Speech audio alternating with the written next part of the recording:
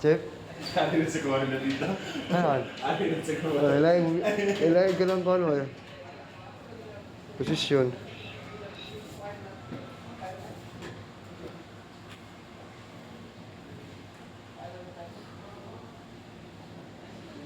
Sige, madulong na sa isip karbuda. Bubuda ta.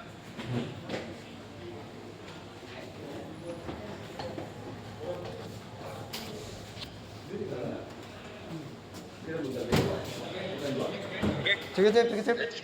Start. Okay. Pagkapunta ko sa pagsugod sa garis siguro.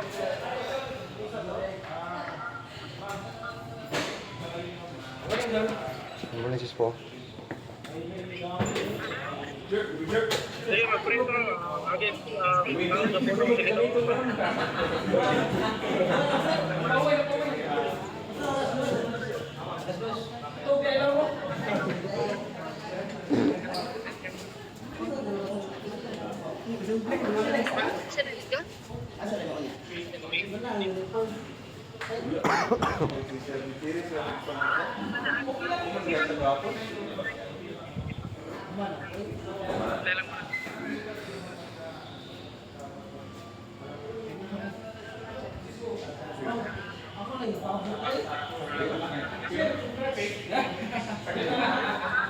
Kasi kami sa kuwan, Hilux.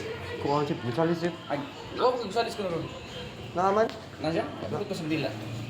Kung may kuhan ka po sa GC, yan yung tiro ko rin ni kuhan. Yung libo ni Himin na ganyan. Ha? Sige, magang puta. Taron agad. Kuhan. Dito sa pulo gino para nakatay malagdag. Sige, ako, Chef. Sige, mag-spray na. Oo, kung tiro ko dyan. Muli. Wala lang po ito. Chef, pero nag-inspection muna sa armas. Wala lang po na. Sir. Isa pa yun. Sige, Chef. Sige, Chef. Sige, Chef. Sige, magampo ta. Sige, magampo ta. May buntag sa tanan natin. Kagandagan na ta. Magampo ta, Diyos na mga bigdamanan sa trono sa presensya karon. Salamat, Ginoo Amahan sa imong kayot. Sa paman sa kabuntagon. Salamat, kitagan mong sipit sa imong panartaho. Paglahin na sa ngaglaw. Ikaw, Ginoo, magpahinuna sa imong pulot karon. Gaya kong lagit mong kala, mas pagpahintahin ini. Sayang na kong mga tanan sa ngalan ng Kristo Jesus. Amen. Amen. So, mauna siya. Ang topic na ito karon na sa Lucas, usa sa mga writer rin sa Bible nga kuhan kining nagsuwat. Dito na tayo.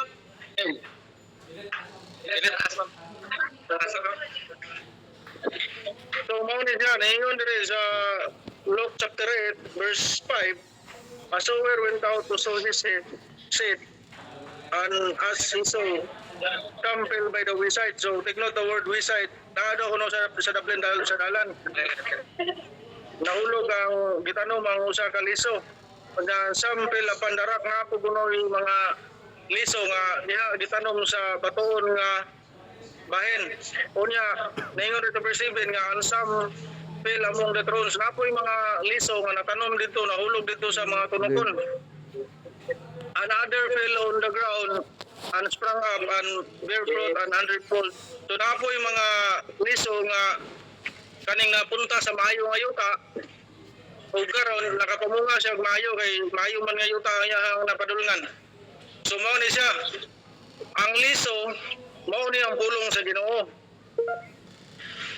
No, ang liso mao ni ang pulong sa Ginoo. Ug kaning mga yuta lain yuta na batuon, na tunokon, na daplin sa dalan, na good soil, na daplin na batuon. Mao ni itong mga tagsa-tagsa ka mga kasing-kasing. So mao ni ang upat. Naingon dire nga ang liso kuno nga natanom diha sa wayside kanang daplig dalan. Naiabot ko na lang mo gituhak lang kuno. Ora ba ang tao ba nakadungog sa pulong sa Ginoo pero gipalapos lang sa bigas lunggan. Nawala lang ang pulong sa Ginoo kay ngano man gipalapos ra man. Ang liso gikaon sa langgam nawala. Tumaw na siya. Mausan kita nga kita karon nag-swim kari karon pero tong una nasa gawad. Wala diri sa tong swim. Inana sana, mura sana og liso nga gitanom diha sa daplig dalan nga nakitaan sa manok or nakitaan sa langgam. Gikaon ang liso nawala. Inani sa karon. Ug mao ning kaduhang liso nga napunta sa kuan kaning batuon. Ang batuon namunga sa manggi ingon sa Bible, ang liso nga napunta sa batuon, nintubo siya, dali siyang nintubo, ug pag-abot sa init namatay kay napunta man siya sa batuon. Kabantay mo na magtanong mo, batuon mo dali ra mo tubo pero inigabot sa init namatay, nalaos. Inani sa ta, natay pagtuo sa Ginoo, nintuo ta sa Bible, natay pagtuo sa Ginoo, kabalo ta mo ampo pero pag-abot sa mga problema ning layo ta gumikan kay nalaos ta ba pag-abot sa init. Inani sa pag-abot sa problema, kuan sad nay mga tao nga maabot ng problema mangluod din sa Ginoo di na mampo buhat na unong dayon no mga dili mayo pus lang man inani ko problema mao na lang pud kong buhaton kay gialaw mo sa Ginoo nga inani so inani sad ang naa sa mga kasing-kasing nga ingonana ang liso sad nga gitanom sa kanang batuon dali ra siya na house kinangabot ang init ug nga nay liso ring nga ningabot ring nga gitanom diha sa tunokon. Oh, ngayon siya sprang up, and the throne sprang up it and choked it. So, ang liso, natanong din sa ng tubo. Pero sa dilang ng tubo ang tanong, ikaputan siya mayo sa mga sagbot. Inani sa siya. Kita, na mga tao nga nakadungog sa pulong sa Ginoo, naminaw, willing nga muwi sa pulong sa Ginoo, pero dili nila mabiyaan ang mga bandi. Gituok sila sa mga bandi, mo nang nabiyaan ang pulong sa Ginoo. Wala sa nika pamunga ni nga liso, nga naman. Ning tubo na unta, pero pag-abot sa niya sa niya dako-dako na ang tanom, gikaputan sa mga sagbot, di siya kapamunga kay naman. Nabutos man siya, gituok mo siyang mayo sa ubang sagbot, gikatayan siya. Inani sa ta, ganahanon ta maminaw sa pulong sa Ginoo, ganahanon ta musunod sa pulong sa Ginoo, ganahanon ta nga mubasa pong Bible, pero dili na to nga buhat gumikan kay naputoy mga pangandoy, bahandi, ug kabtangan. Busy sa tanay mga butanga, mao nang mga kahilayan, mga disco, di sa ta makakuha ni kang naman. Mao man igatuok lang to. So ang lahat nga lisong nga gitanom dire sa mayo ngayon ta. Nailisong na good ground, napunta sa good ground nga nakapamunga sa mayo. So mao sa ni mga kasing-kasing nga naminaw sa pulong sa Ginoo. Gi-meditate niya ang pulong sa Ginoo, yang kinabuhi ang pulong sa Ginoo, nagbasag Bible, nag-share sa uban. Kung nakapamunga ang katong yang gisiran, nag-share po sa lain nga mananay rin ang kaluwasan, nagyatag ni Jesus Christ, nagpakamatay ni Jesus Christ. Dito sa cross, 20,000 years ago na ning nabay, nga si Jesus Christ na ingunana, nagpamatuod sa pulong sa Ginoo. Anton, nagator kung nakadungog, nagpamatuod po, anton, namungag daghan, nagkatay-katay, mo na nga, kuhan, mo na nga liso, nga namungag mayo. Karon naay pangutana, usara na kapangutana, unsa man ka klase nga kuhan, soil. Ang liso mao ni ang pulong sa Ginoo. O niya ang yuta mo ni mo kasing-kasing. Unsa man ka nga klase nga yuta ikaw ba ning batuon nga kasing-kasing kaning bisag unsaon na to walis pulong sa Ginoo, di gyud maminaw kay gahi kayo. Or ikaw ba ning kasing-kasing nga nagtunong diha sa kanang unsa nga ning tunokon nga kaning bisag unsaon maminaw ta sa pulong sa Ginoo pero dili makapadayon gumikan kay daghan kayo magtuo kaniya ang mga kabtangan, bahandi o mga kahilayat. Ana siyang kinabuhi. Unsa ka nga klase nga kasing-kasing, ikaw ba gato nga nasa west side nga natanong lang diha sa Dapligdalan nga nakitaan sa langgam gikaon sama sa ni karon nag-swim ta nga wala lang napalapos ka sa bigas dunggan. Or ikaw ba kaning tao nga naminaw sa pulong sa Ginoo, willing nga mobasa sa Bible, mobilitate nito, umuwali sa pulong sa Ginoo, aron ang uban usab makadungog sila na pagmuwali o makapamunga kang daghan. Unsa ka klase nga kasing-kasing karon? So matag usa na tunong karon ako kabalo unsa yung kasing-kasing ang Ginoo ra ug ikaw ang naibalo. Inaot nga matimbang-timbang nimo unsa gi ka nga ground, unsa ka klase nga yuta. So mao ra to basig na amoy kadugang aron na kuan mapuno-punuan tong kalam. Kung wala maayod lang po magtapos na pero una mo labing mayo. Thank you. Yeah, thank you. Oh, kita may ganang ganahan. Ikaw master basig. Sa kaya ato sa tawgon sa Chief Inusan. Chief Inusan tungkol din sa iyang kuan. Tika share ba?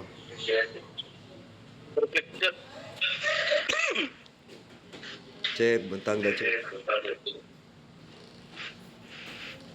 Chef may buntag. Kung ato ibang rin. Jeremiah 29 verse 11. So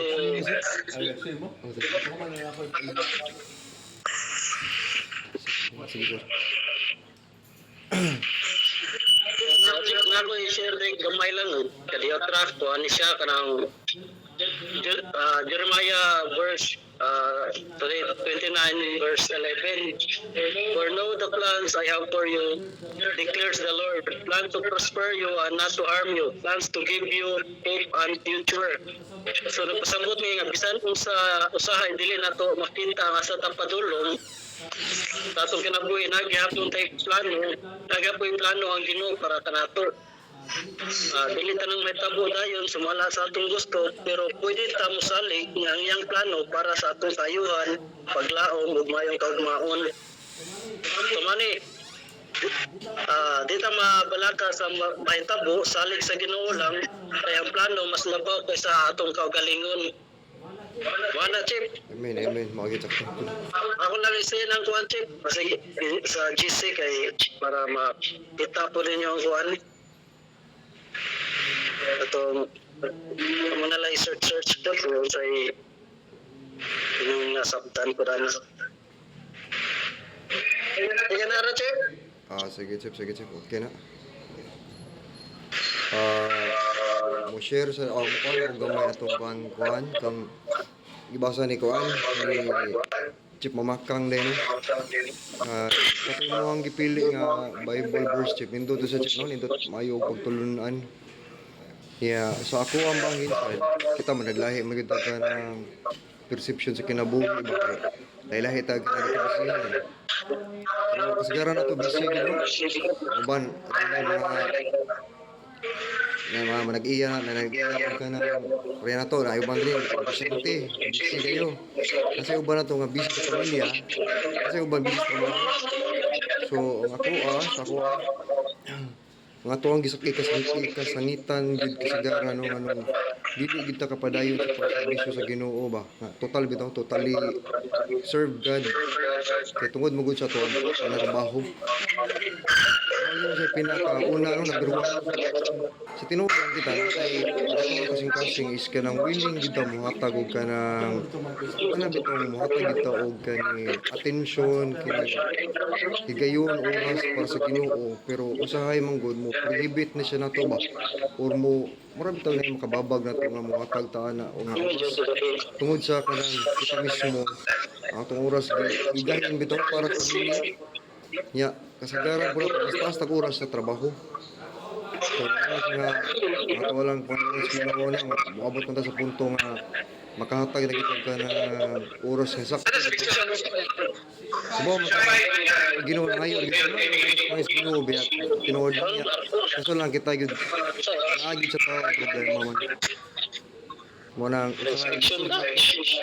kita mismo salita sa ato ang kaulihan ba natin bahandi pamilya kasi tinuod lang lisod pagbiya or kana unahon mo ang Ginoo sa imong pamilya lisod na siya kay isa sa kung nakuha sa biya o ganahan ka mong sunod sa Ginoo biyai ang tanan ya kalimti mo kagalingon biya lisod na nya mubiya kasi mong pamilya ya unahon na nimo siya ya atong pamilya biya narbaho to para sa pamilya biya nato mo biya ginahita bisan pag maingon ta nga nganong lisod ka sa PNP kay ganahan ka mo serbisyo sa katawhan ingrata ra kay ta para ato nang ingon nga mao ginatong rason di ba no saan pa man ato lang gyapon ng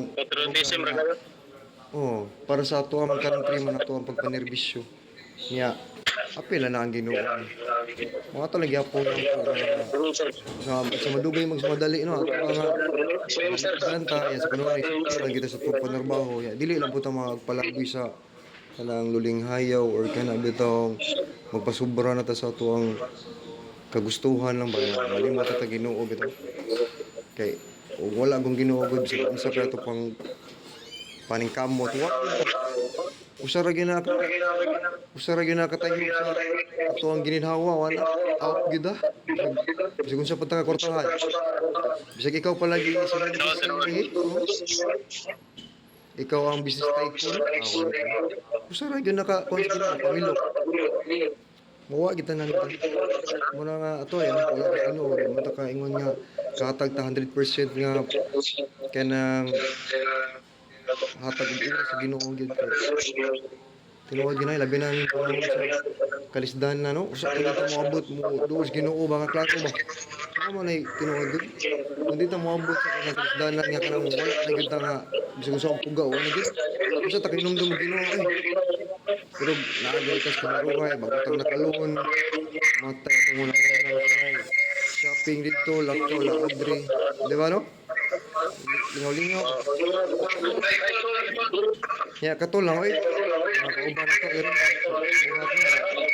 Katalaan ko mga nalawas na may pabisyon sa buhay kay dili lalim nga na ipamatiyon. Labi na ron no kay prone kayo sa kuhan. Lanat bitaw. Ako gikan ko gilantan ko. Mga mudyo kapoy-kapoy pang lawas. Salamat sa Ginoo kay survive ra gyapon to. Apil man sa pagkakasal. Salamat kita.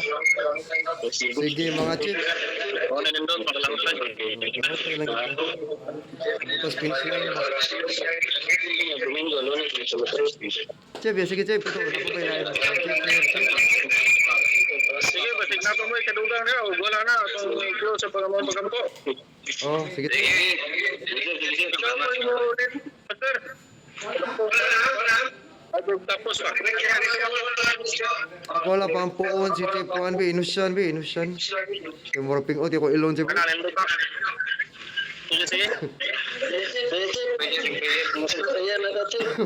Sir. Sige chip. Sige, may buntay sa tanan. So, mag-ampo tanong, Lord, salamat sa adlaw na imong hatag ka na mo, Lord. Salamat sa lain kinabuhi, Lord. Sa na imong hatag ka na mo, Lord. So, sa mga grasya nga naabot ka na mo, Lord. Lord,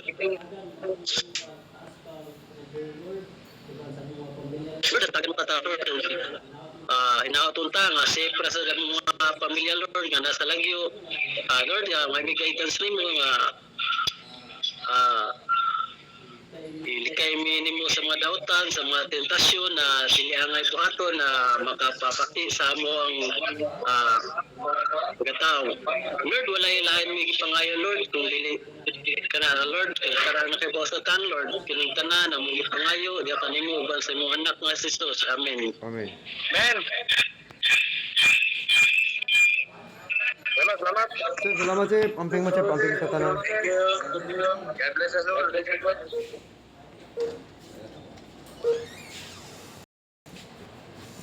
Chip, salamat chip.